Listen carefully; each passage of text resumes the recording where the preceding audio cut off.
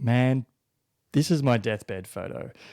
This photo here is one example of how I create meaning and purpose in my life for me now and for my future self, so I can look back on my life and be satisfied with my contribution, because I know that's an intrinsic human need built into our DNA, into our genes, and I have worked out a way to hack that because I do suffer from depression and anxiety. I do have mental health struggles, and I'm kind of mental healthing in public right now as I do this, which is me overcoming a barrier of sorts to help others and help myself in the process.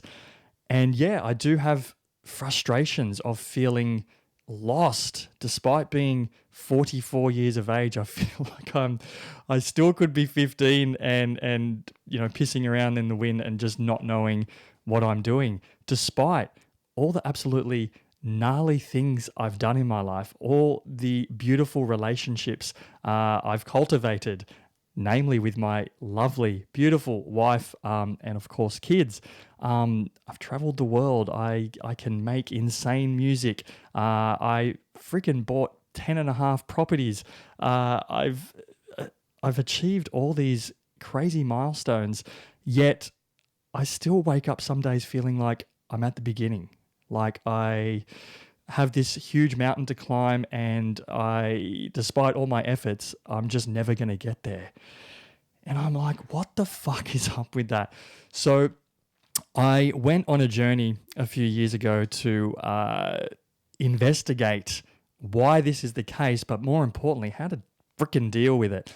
And the way in which I deal with it, I'm going to show you today. I'm going to show you how I create meaning and purpose in my life every single day, despite the coming and going of depression and anxiety and thoughts that are not useful or helpful to me.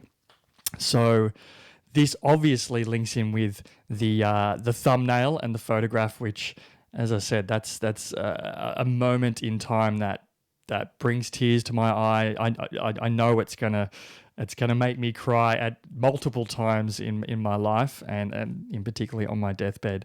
And I'm gonna tell you the importance of why I do things like that, why I create that particular memory. So first of all, I'm going to start with the mistakes that I make before I get into that. So the mistakes that I make with happiness and creating meaning and purpose in my life are I look for it externally. I often daily forget that this is cultivated within my own mind, within my own head, between my freaking ears. I heard Mark Manson recently say that chasing happiness is almost like a dog chasing its own tail.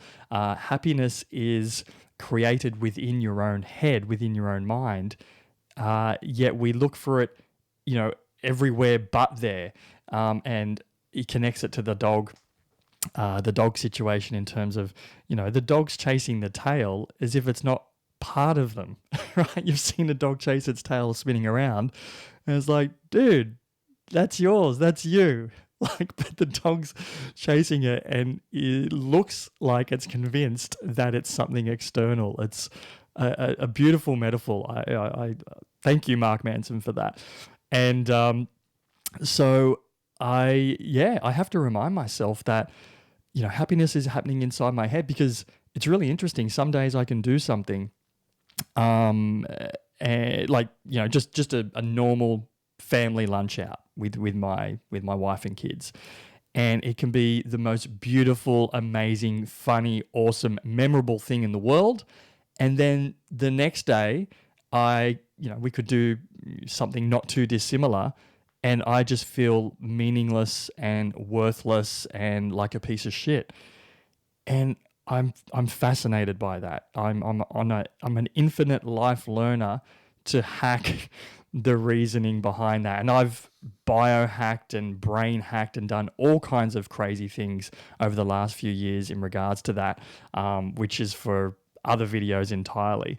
But I've found that one consistent way is to just create extraordinary moments from the ordinary, to create, because I know that memories are created when there's a heightened emotion, whether it's happiness or sadness or whatever the palette of emotion might be. And when that's coupled with a unique or novel moment. So think of a time where you heard some extraordinary news, like Princess Diana, dying in that car crash, for example, or 9/11, or a lockdown moment during COVID or something. You'll usually know where you were at that point in time, even if you were doing something meaningless, like doing the washing or just brushing your teeth or getting ready or whatever it is. You've done the washing a million times, but that particular day you remember that you were doing the washing and where you were because of the heightened emotion and the unique and novel experience that was attached to it. So with that formula, I harness that, and so let's talk about this example. This beautiful photo. I'd been meaning to make that photo for many years. So my daughter in that photo is probably about 7 years old. It was about a year and a half ago. And I'd been meaning to do that photo since she was like about 3 or 4. And actually, I'd been meaning to do it as a video. So we used to do this little thing. And even as I think of it, I'm getting emotional.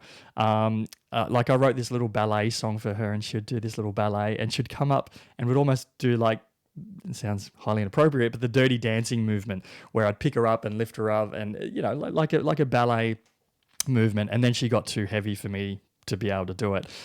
Although I should try it again, it'd be interesting. And I've always wanted to get dressed up as a prince, and you don't have to convince your daughter to get dressed up as a princess. She does it every other day anyway. And to make that into a beautiful video, of which I'd compose this little classical Baroque type ballet piece. It was really simple. It wasn't anything over the top.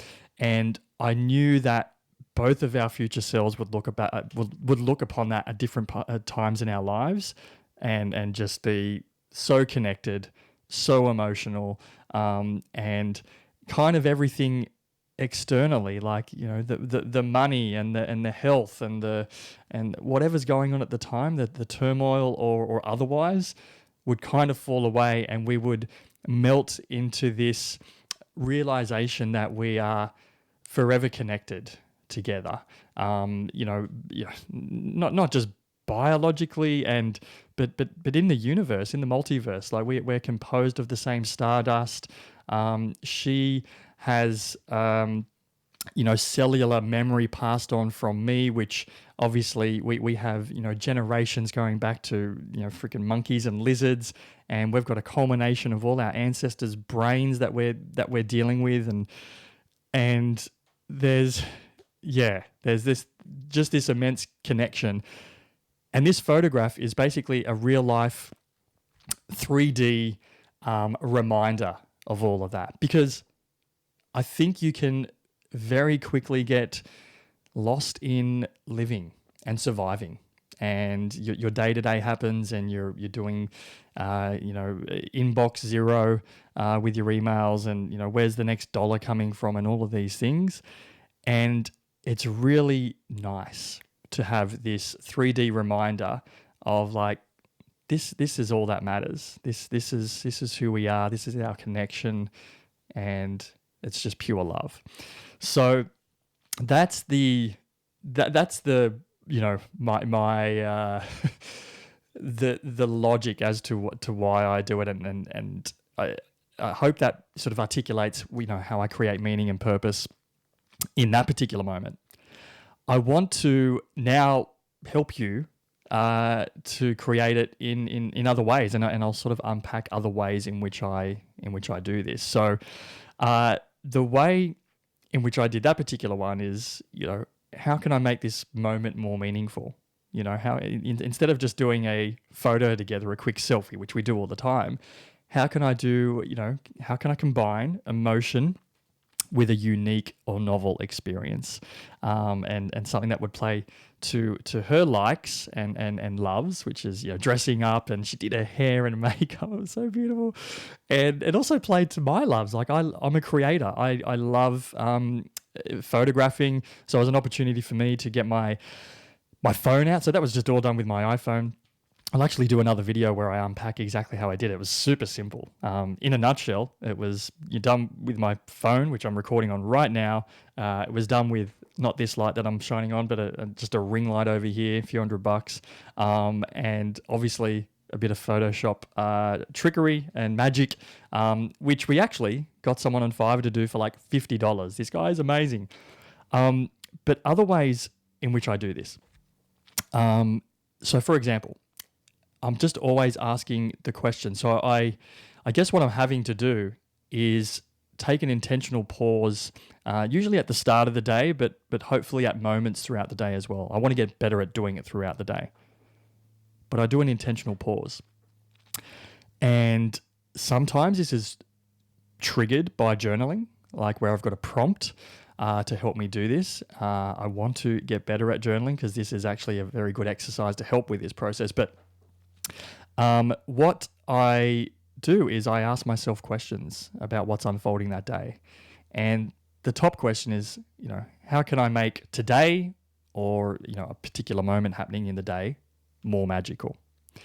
And I didn't get this from Will Smith, but I've heard someone talk of Will Smith saying that that's the question he asks as well.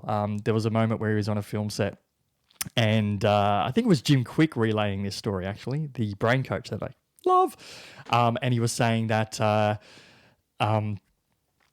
he was with Will Smith and his family, and it was like 2 or 3 in the morning on a film shoot, and everyone was a bit cold and uncomfortable, and Will Smith just brought his energy and got a whole bunch of hot chocolates in, and just gathered everyone around in a huddle, and was just like, "Come on, guys, we're here together. Let's hot chocolate at 2-3 a.m. in the morning," and just super cool. And I did a variation of that one time where it was a Sunday morning, and I was like, okay, we could all just get up and have breakfast together, or we could get up and have breakfast together, right? You see the difference there? And in the latter, it was me going, hey guys, let's get some Cocoa Pops, which, by the way, I know is super poo-poo food and a treat rather than actual food, but put that aside for a second. And yeah, we go, let's go have Cocoa Pops on the beach. And I don't recall whether it was summer or winter or somewhere in between, but it was a lovely day. It was a beautiful day. So we went to the beach and we took our bowls and our spoons, bought a 2-liter milk and some Cocoa Pops from, like, I think the service station or something. And we sat there, and there's a few people passing us, like giving us smiles, like that's fucking cool. And yeah, that was just one example of the kind of crazy that I try to bake into our everyday. Other examples might be going to see a friend or family, and there's someone at that, you know, gathering that you don't normally connect with for whatever reason. Maybe you're just not that close to them, or you don't get along with them as much, or there's just not as much common ground. And yeah, I went to a family gathering on the weekend, and I had an intention to talk to everyone, to do a proper lap and really connect with everyone and see where they're at in life. And because I know when I'm in that same scenario with that family, this is on my mum's side, yeah, I can easily gravitate to, like, my cousin's husband, who is a metal muso, records, produces. His background's in finance as well, like me, so we can geek out together for like forever. And yeah, we can easily. Ignore's not the right word. That's a bit harsh, but that's kind of what we're doing. We can ignore the rest of the crew, where really I need to be going, let's allocate different time. Another example in that scenario is, you know, giving the kids, like my nieces and nephews, like the you know, some of my time in that moment, where, you know, instead of just letting them go off and play, like, you know, get in there and intentionally go, oh, I'm gonna like do some crazy spins or tip them upside down or whatever, and be the crazy Uncle Matty that I need to be, like, you know, the the guy that they're craving. I'm just looking at some notes here.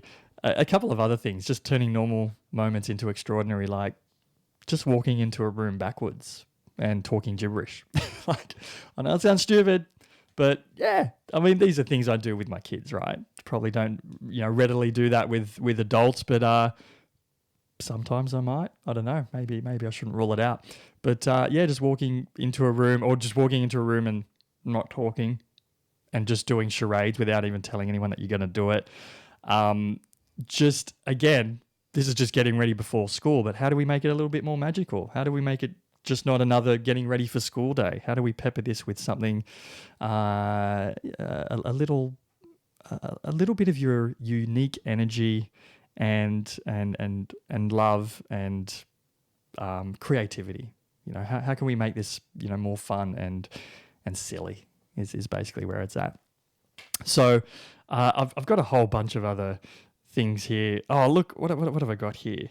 Present pauses. This is an interesting one I've been doing of late. I don't know if you know the show Bluey, but I love the dad on Bluey. So Bluey's a cartoon. It's an Australian cartoon, but I think it's shown around the world. And they just encapsulate how parenting feels like to a T in a hilarious manner. And yeah, Bluey's dad, I think his name's Healer, maybe. He just knows how to have this insane balance between, keeping his own personal space and sanity as a parent, but also overcoming his own limitations and, the easy way out of just like, being a bad parent and just like, sitting on the sidelines and actually getting involved and the logic, the beautiful way they do that in the cartoon is amazing. I just love the dad. So I've been doing this thing where I go with my kids and I'm like, how can I be more like Bluey's dad today? So I ask myself these questions.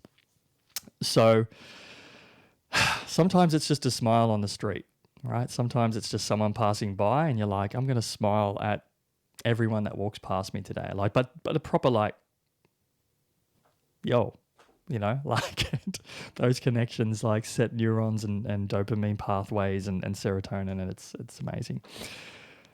So in conclusion, I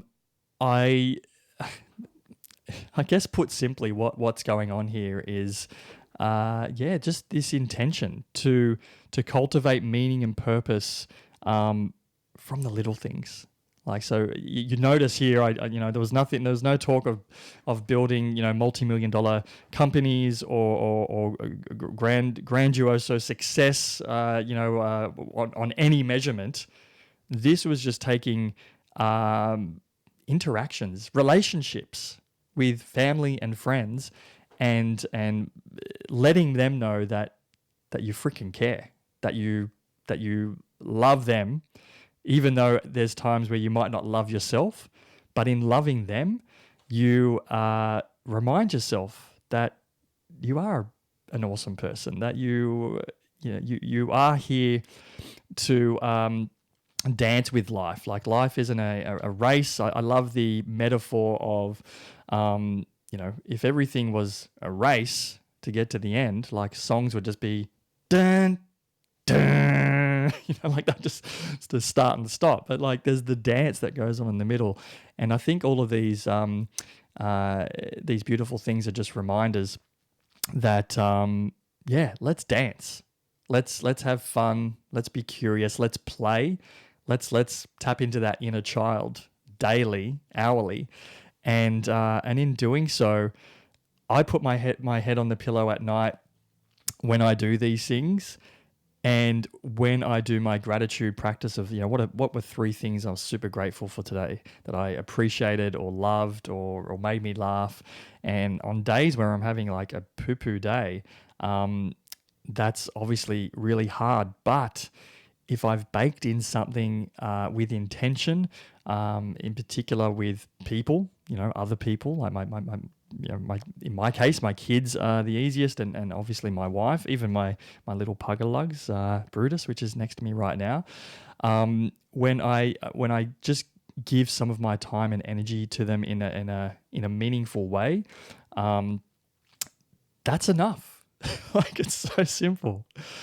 So I trust you found some little juicy nuggets in there, and try it. I'd be interested. Let me know in the comments, like, if how you do this yourself. I'd love to learn off you guys of things that I can try.